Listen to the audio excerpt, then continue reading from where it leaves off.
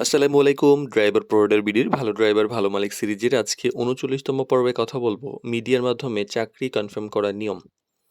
তো আমাদের মাধ্যমে অনেকেই বা মিডিয়ার মাধ্যমে অনেকেই চাকরি খুঁজে পান। এতে ড্রাইভার এবং মালিক ২ জনেই সুবিধা পায়।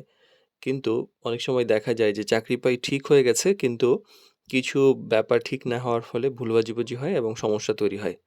তাই মিডিয়ার মাধ্যমে যদি চাকরি পান তাহলে কিছু বিষয় একটু গুরুত্ব দিয়ে কনফার্ম করতে হবে।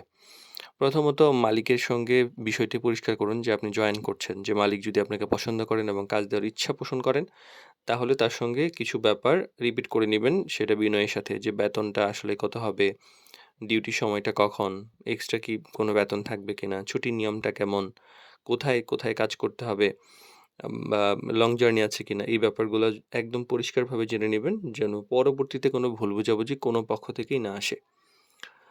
আর মিডিয়াকে অবশ্যই জানাইতে হবে। ড্রাইভার দেওয়ার পরে যদি এই ধরনের কোনো অবস্থা তৈরি হয় যে আপনি জয়েন করবেন বা করবেন না যেকোনো অবস্থায় সঙ্গে মিডিয়াকে জানাবেন।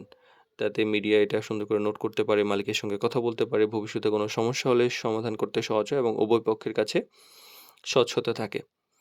আর কাজ শুরু করার একটা নির্দিষ্ট তারিখ নির্ধারণ করে ফেলবেন সঙ্গেই যেন কবে থেকে শুরু করবেন, কোথায় উপস্থিত হবেন। হয়তো আপনি অফিসে দেখা করেছেন, বাসার ঠিকানাটা আপনাকে জানার প্রয়োজন পড়তে পারে। প্রয়োজনীয় কাগজপত্রের একটা ব্যাপার থাকে। ১ম দিন যদিও আপনি নিয়ে যান কিন্তু জয়েনের সময় ড্রাইভিং লাইসেন্স, জাতীয় পরিচয়পত্র, সিভি বা পূর্ব অভিজ্ঞতার যদি কোনো তথ্য থাকে অবশ্যই কাছাকাছি রাখবেন।